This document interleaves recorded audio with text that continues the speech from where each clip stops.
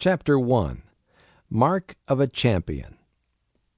When I held up my son, Balin, after the fourth quarter of Super Bowl 44, with confetti streaming down all around us, it was the fulfillment of a dream. But what I've discovered along the way is that the road to success is usually a pretty bumpy one, and there are no shortcuts. They say you need 3 skills to be a great quarterback: toughness, intelligence, and heart. Although I didn't officially start training to become a quarterback until I was in high school, in a way, I guess, God has been preparing me for that role all my life.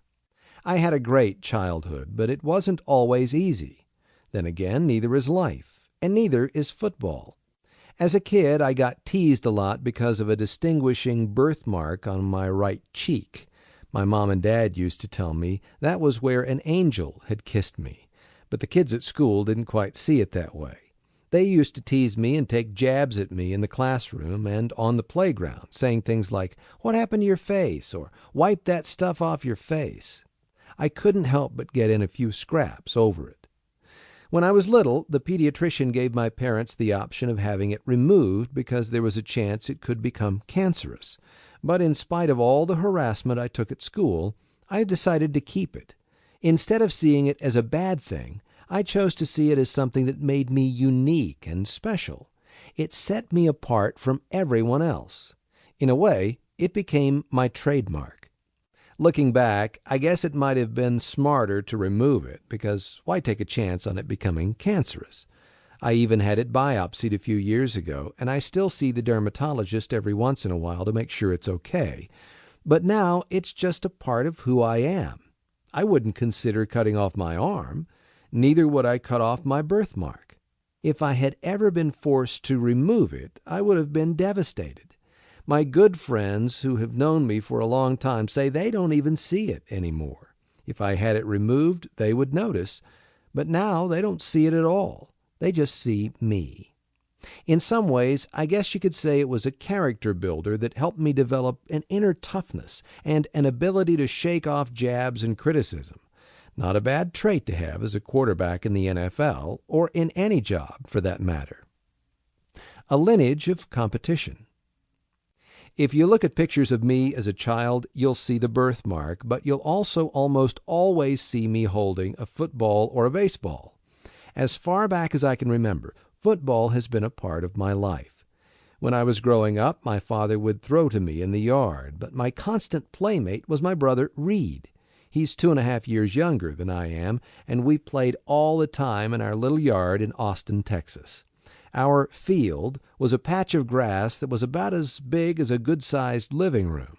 Trees bordered the yard, and those were our sidelines. The invisible goal lines were clearly defined in our minds, so we knew when we scored.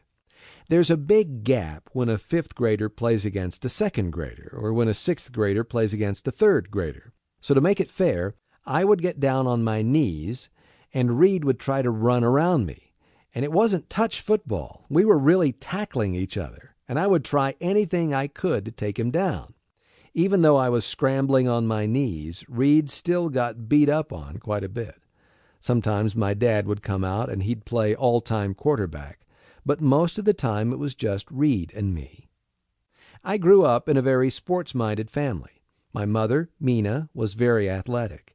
In the late 1960s, she was all-state in high school track, volleyball, and basketball.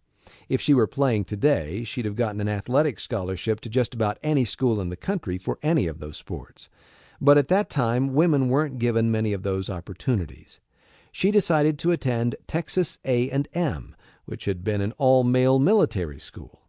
My mother was in one of the first classes of women to attend Texas A&M.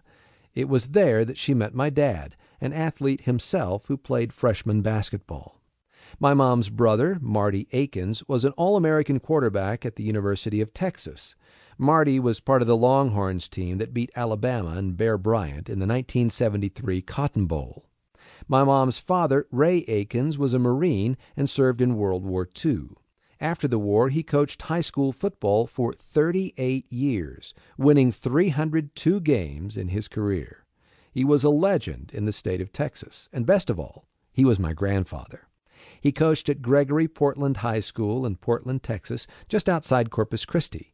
He used to let Reed and me attend his summer two-a-day practices.